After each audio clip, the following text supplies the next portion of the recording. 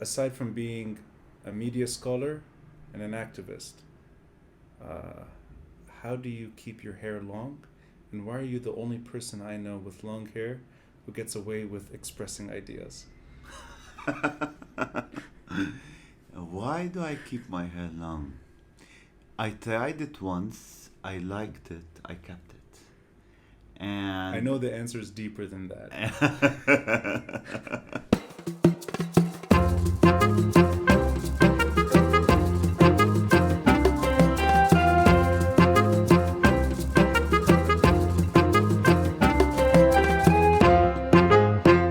Walid Fakherddine. I think it's a revolution in progress. So the moment that the first moment when the people went to the streets, it was a protest, a simple protest. With it, something started, like something flashed out of the darkness, which I will refer to now as the collective awareness.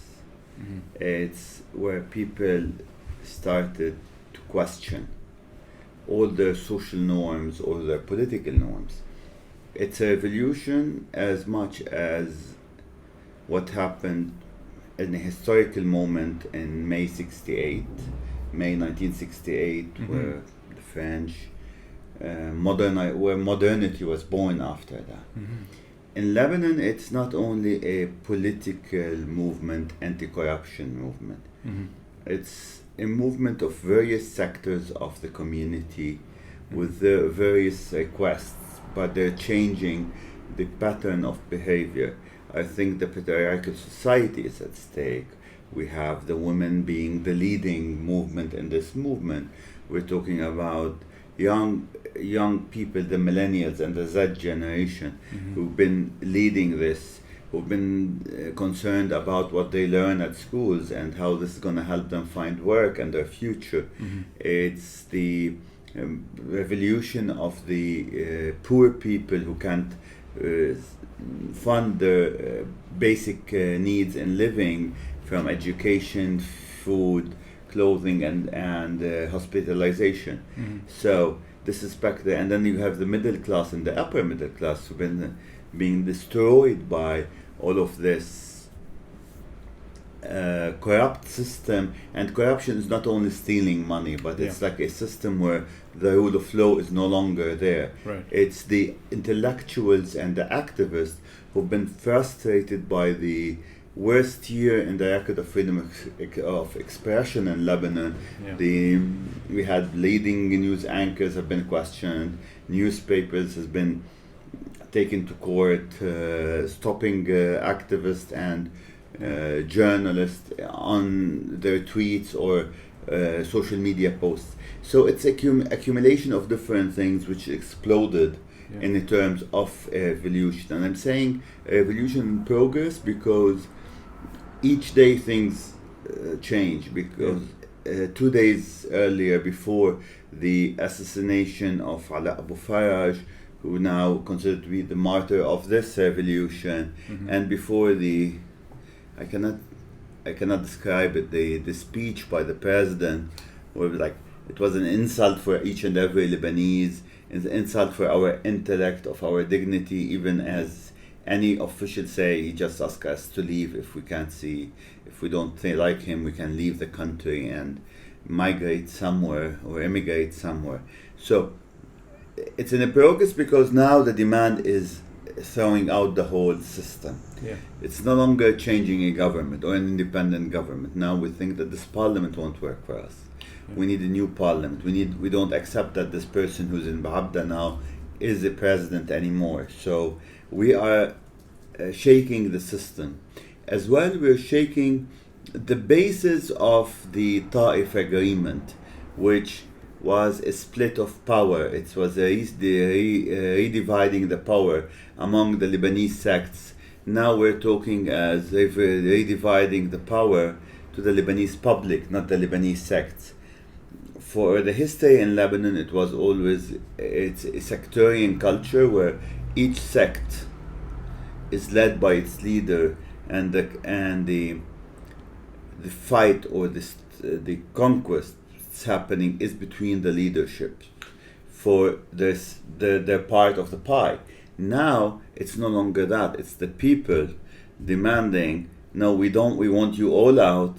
We need to talk about a new system, and that's why it's moving towards a revolution. I think you, in a nutshell, you pretty much eloquently described every issue that is touching the average protester.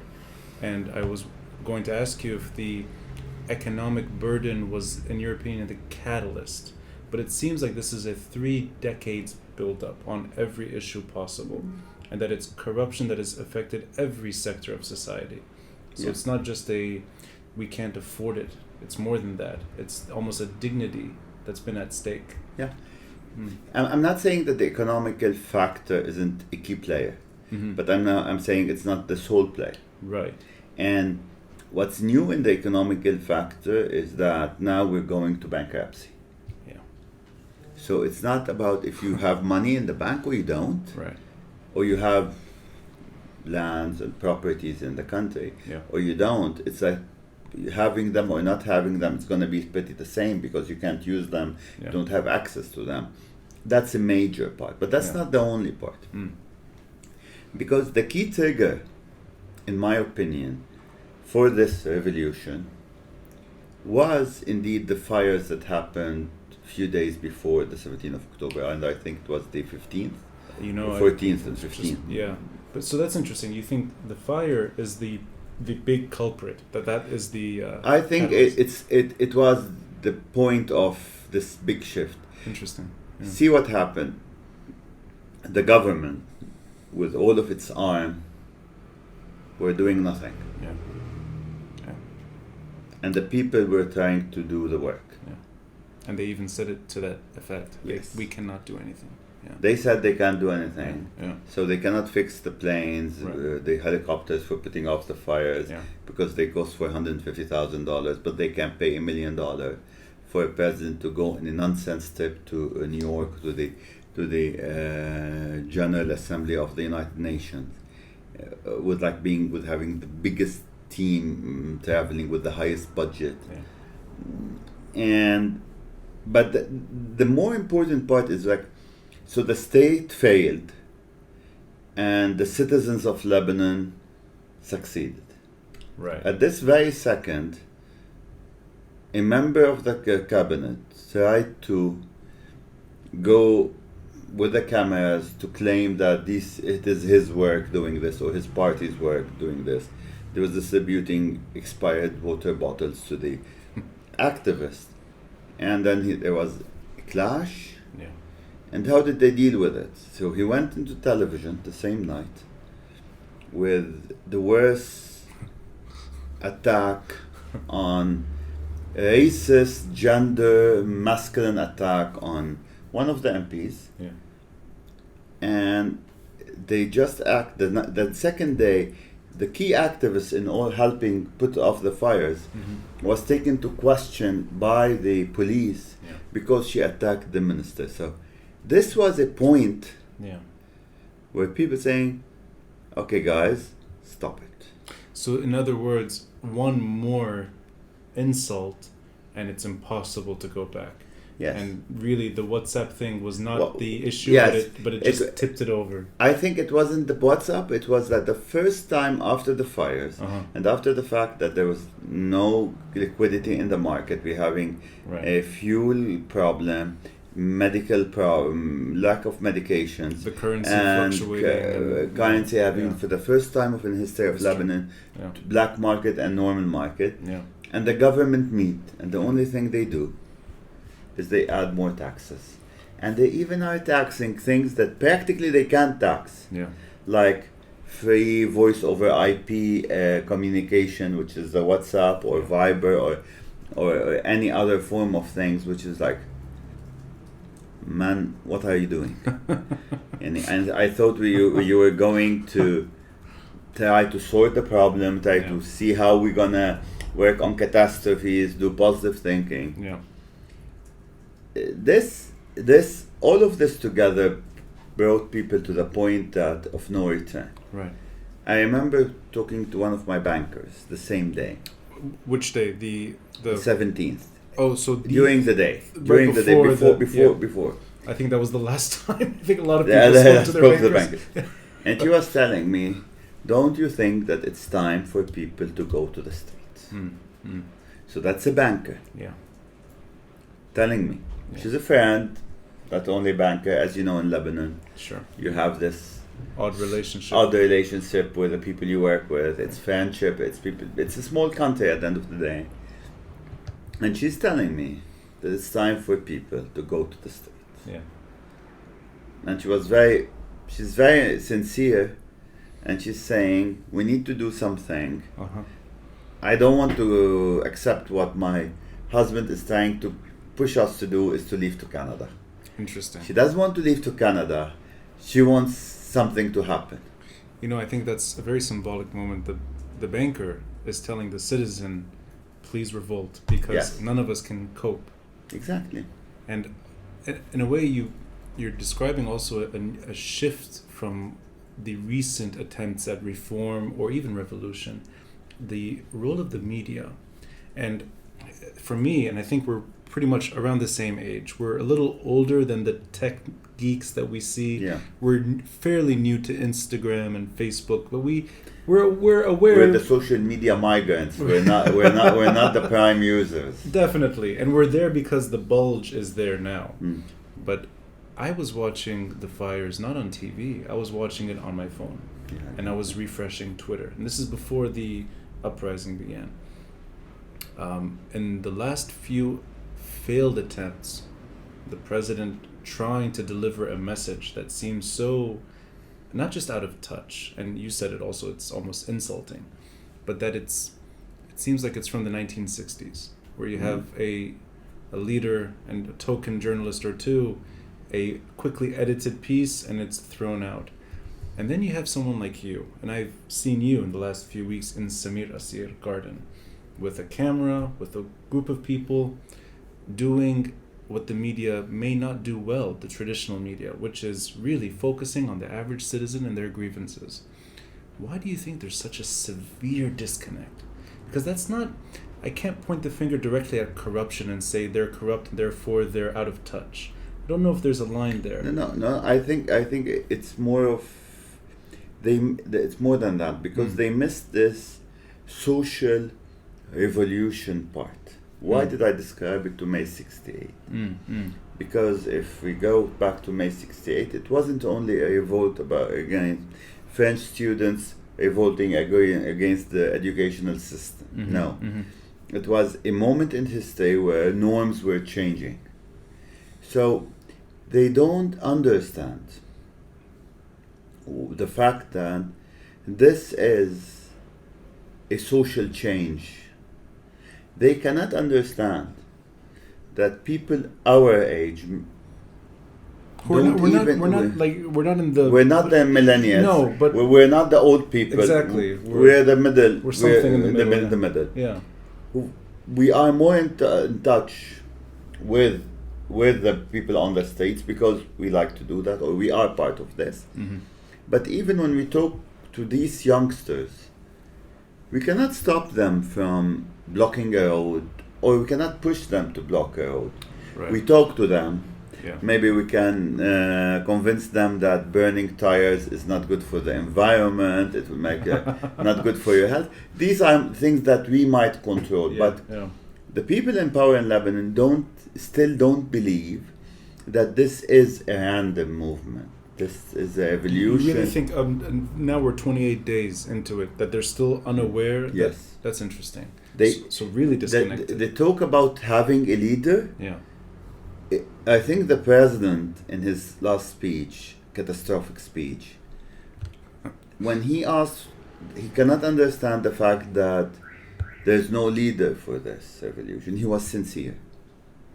Because he cannot understand what's happening in the States. Right. And I think that because of this statement, nothing else, because of this statement, he ceased to be a president of this nation.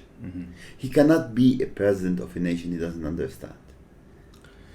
But what? I mean, okay, so he cannot understand what's happening there. It does simply. it's not in his dictionary. Mm-hmm. He opened his dictionary, he searched. His encyclopedia, he searched. But there's nothing like that. Yeah. Yes, it's the millennials in the streets. It's the women in the streets. It's the middle class and even the small bourgeois of the country. Right. In the country built around medium and small sized businesses. Yeah. Who are on the streets. But you know, you're pointing at something very important, which is even those token journalists mentioned that. And one of them, I believe, said, this is a revolution. That's what a revolution is. There's no leader. And it seemed like he was so unable to process that. So if there's no leader, there's no revolution. Yes, exactly. Because what Nicholas said in his question, he said he asked that. Yeah, it was a very straightforward... he's more of in touch. He's seeing what's happening. Yeah. He's online. Mm-hmm. Yeah. And I don't think that the president is. Yeah. And that's interesting. And okay, see what they are doing. They're still trying to find a way to reinvent themselves in a different government. Mm-hmm. Knowing that, I know, you know, we don't know, we sense. Let's be more politically correct. The people they won't accept this. They won't accept the reshuffling. No. Yeah. And the people of Lebanon aren't stupid.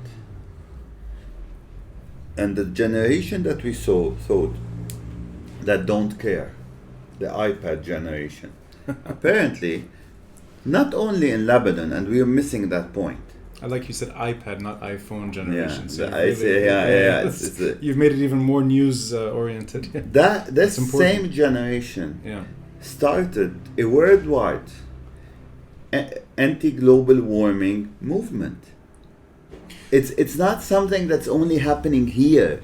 You would link this frustration to global issues, or the grievances? No. I'm talking about the grievances. I'm talking about the pattern of behavior.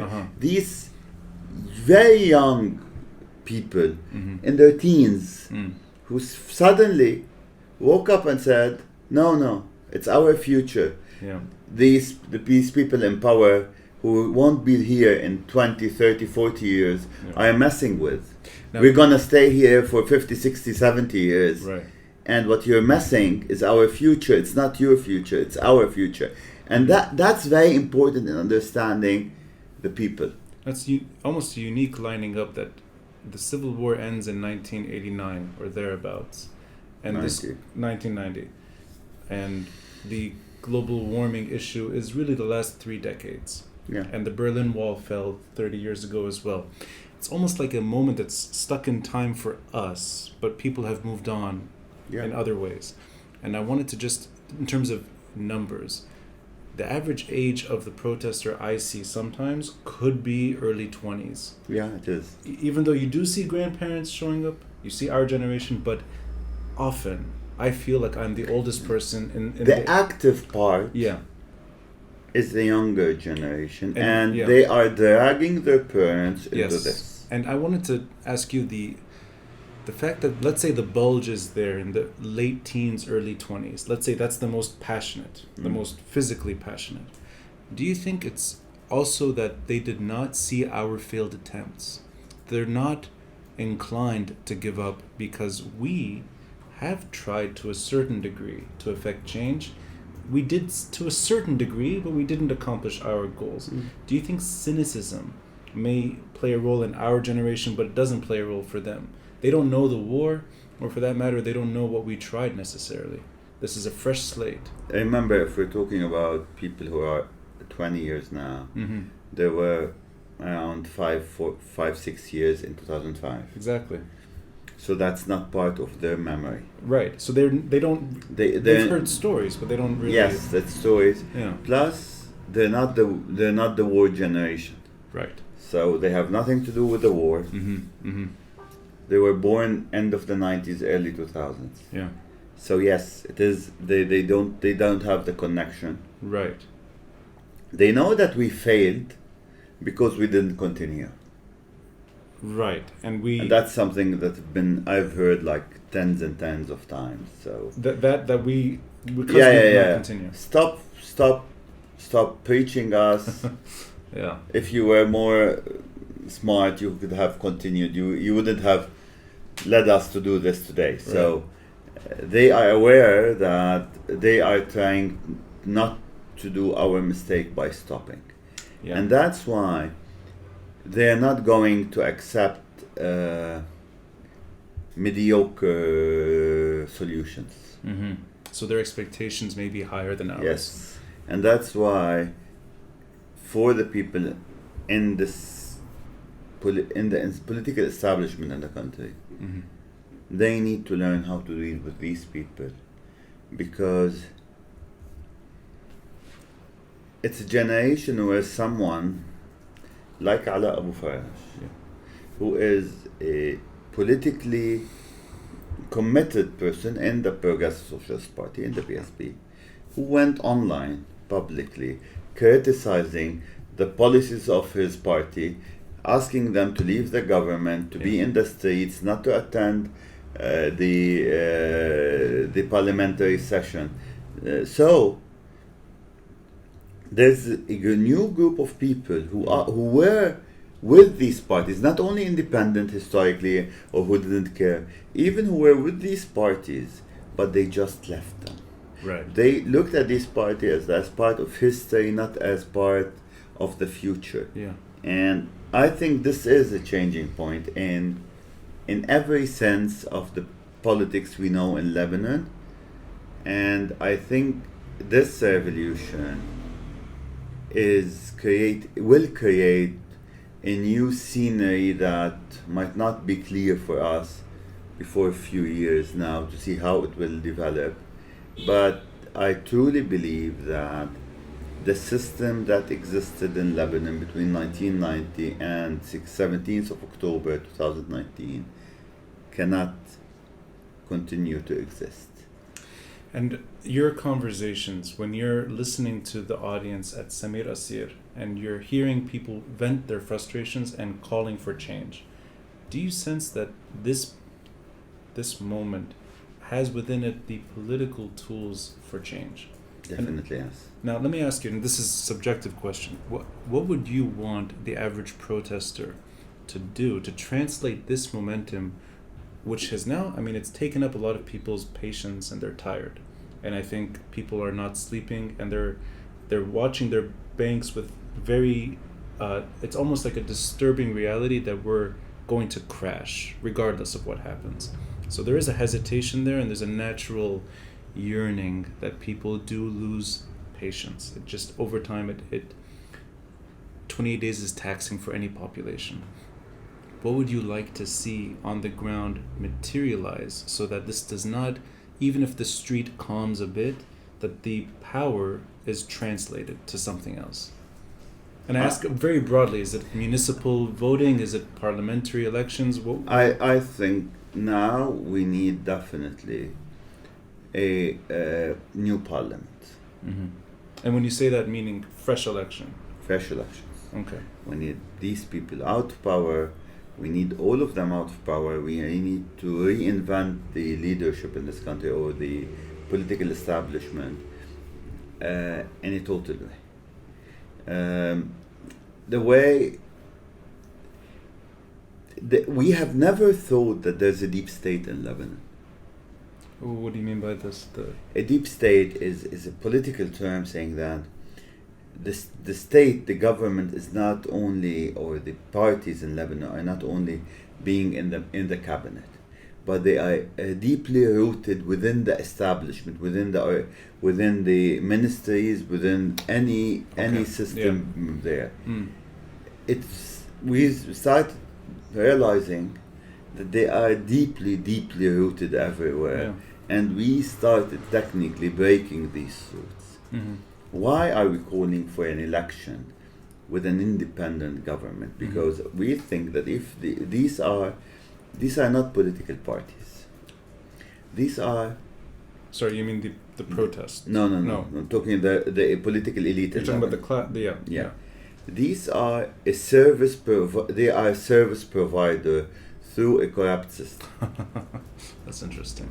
So when this will stop, they will lose power.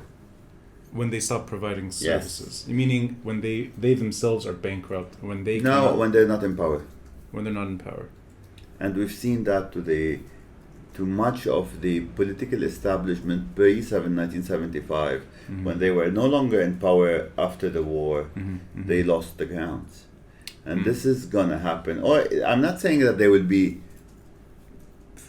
zero or won't have like a seat in the parliament. Well, they would be very small powers. Right. And this includes everyone, with the exception of Hezbollah, which will continue to have its complicated military money ideology part. But even that group will be smaller and smaller day after day.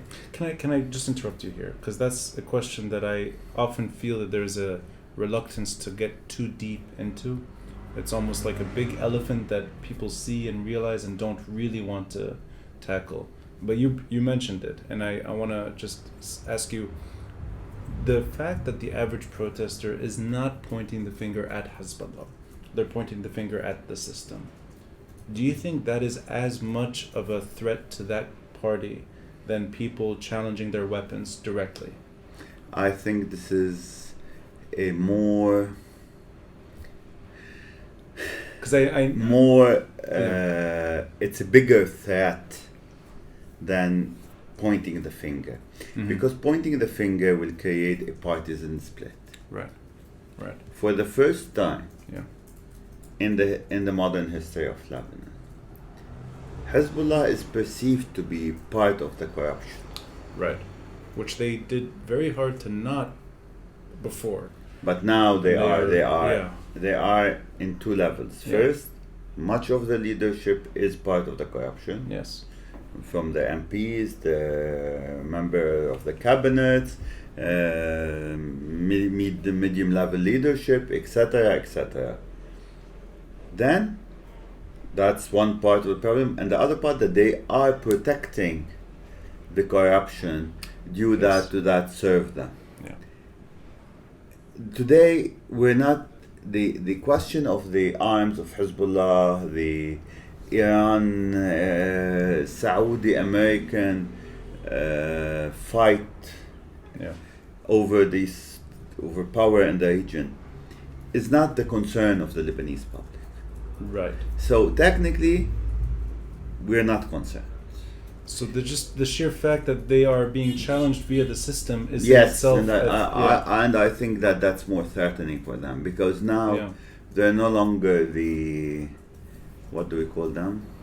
What's the term for that? Like the people with the very clean hands, or they're no longer gods. Now they're people.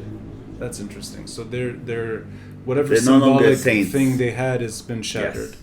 They're part of a corrupt system, and they should go with the system. But the ideals you're mentioning, which is a really ushering in a new era of leadership and politics and clean economics, how do you project their reaction to that? Because that is a group that has worked very hard at solidifying something which is a very unusual situation. A heavily armed group that is not directly involved, but indirectly, at times steps in when it needs to, doesn't at times, and has preserved its special status against the will of many people. Yeah. I think Hezbollah today will cease to exist without a Lebanese cover. Clashing with the Lebanese public, and it's not clashing with Future Movement or LF or PSP, it's clashing with the Lebanese public, will leave them naked and exposed. Right. Which is something I personally believe they cannot bear. Right. And the consequences will be very, very high cost for them. That's why I've said that the president's last speech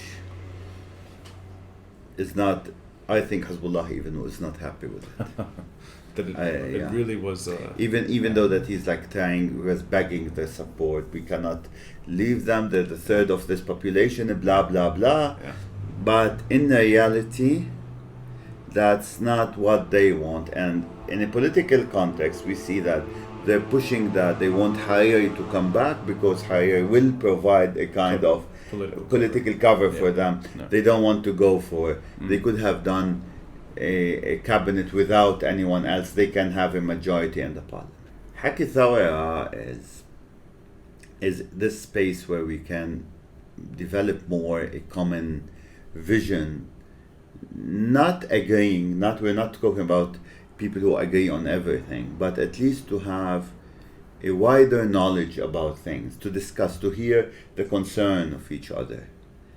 And this is a clarity coming from the street.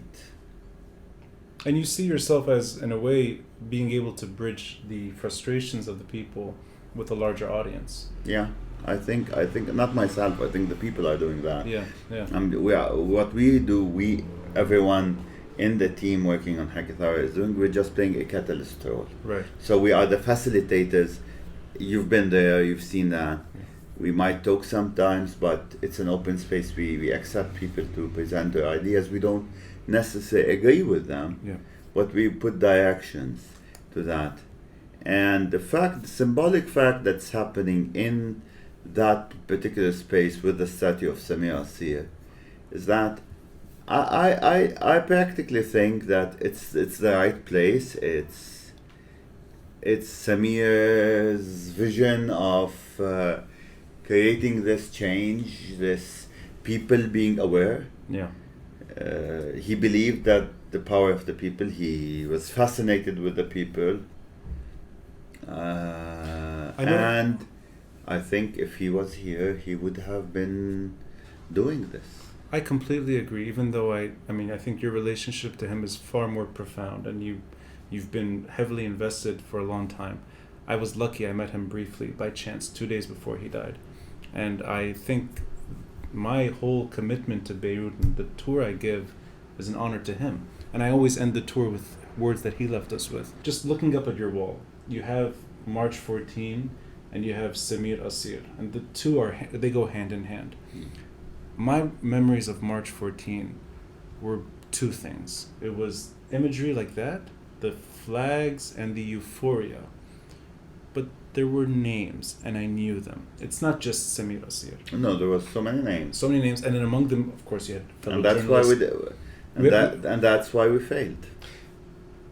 You think we failed because the names were visible? Can I? I'm curious about this. This is something that I promised myself that I'm not going to discuss in any near future, but I will say the names were the reason why the revolution that we started in 2015 couldn't 2005. 2005, I'm sorry, was not successful beyond its first objective. Even though those people had a lot of passion, persuasion, they pulled people in, you think the ultimate obstacle? I think the problem back then is that the people who were in the streets in 2005 were sincere. Few names were great, but the political agenda for some was more powerful than us. We felt that. We lived that. Some of us wrote about that. Samir wrote, go back to the street. Yes. You go back to the clarity. I'd like maybe we can say عودوا للشارع أيها الرفاق. أيها الرفاق عودوا إلى الشارع يعود الوضوح. Yeah. That was his answer to all the political games played behind the people. Clarity, clarity, clarity. That's why I understand why there should never be a leadership for this revolution. This is a revolution that doesn't want to be sold for the highest bidder, and that's why we cannot afford to have leadership. It's a revolution based on talking. You can see that the talks we started, I think we were the first to start a talk like 2 days after the revolution. I saw you guys there, I think on Saturday. Yes, Saturday. It was a Saturday. Yeah. And then this went viral. People started doing talks all around the world. Yeah. And And I'm really happy, I'm going to interrupt you here, that you were able to persist despite the temporary violence. And we saw that, where you had sort of a microphone being smashed to the floor. Continued. You continued. Yes, and that's part of us talking, and that's part of what we believe. Yeah. In the history of this country, there was very good attempts. Even when the country was divided into 8 and 14, there are people who went to say, okay, so let's talk with other parts. Let's see what their fears are. Yeah. Let's talk behind that. Mm-hmm. And that disturbed everyone. Yeah. And I remember how disturbed people were. Mm-hmm. Disturbed to the edge of violence. Yeah. And we had killing. We had brief violence. We did. We did have violence. Yeah. And the fact that you can talk to the other side isn't good. Today there's no sides. Yeah. It's people versus political leaders, people having power. Yeah. And I think the only way around is to go into a transitional period followed by parliamentary elections. Based on that, we can reinvent our government. Yeah. And I think in any democratic country, this would have happened like 2 weeks ago. I think the fact that you're using Samir Kassir for the right reasons makes people like me, and the average person who used to walk by thousands of times and see it empty, now seeing it full of discussion, to me that is part of the imagery I will remember years from now. Separate from Tripoli and Nabati and these split screens on TV where you see potentially half the population, I will also remember Samir Kassir. And I go by Martyrs Square for other reasons, for personal reasons. My father is buried there. I'm so happy to see people sitting there, talking there, openly discussing politics where it should be discussed. And Samir Kassir is next to Martyrs Square, which is all the more relevant. He's just there. He's looking over, and I agree with you. I think he'd be smiling today. So, thank you for your time. Thank you.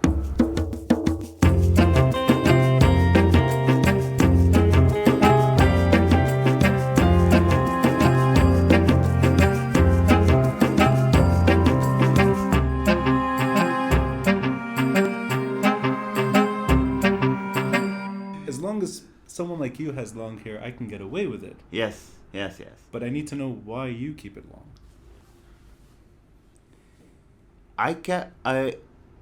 It's too personal, and it's a kind of saying a statement.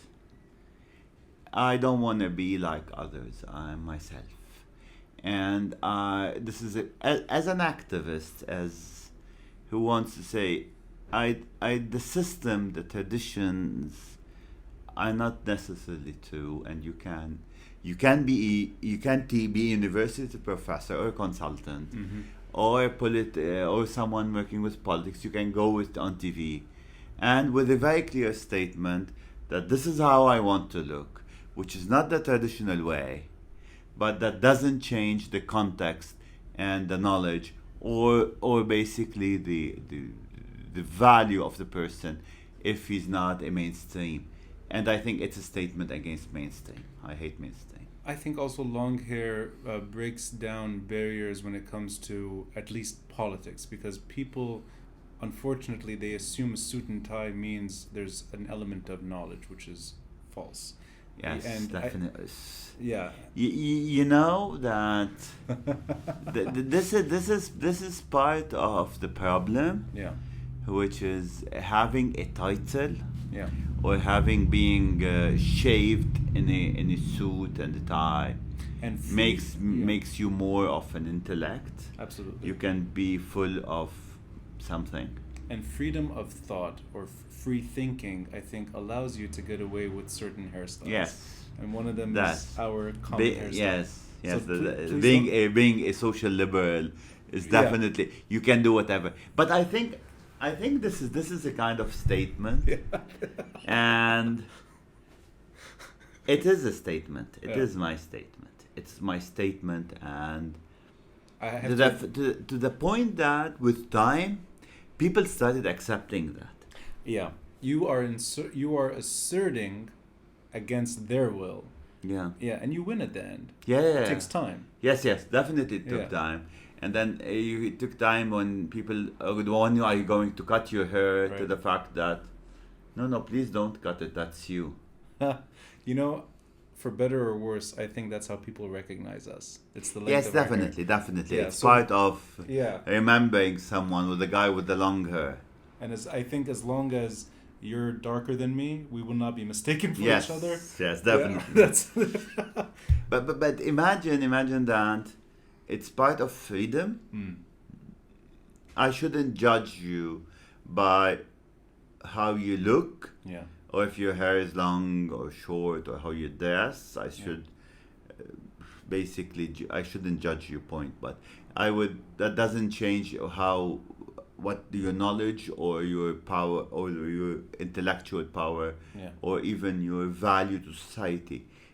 And I think these are good things we do to break stereotypes. I fully agree with that. And for anyone listening with long hair, don't cut your hair. Please don't.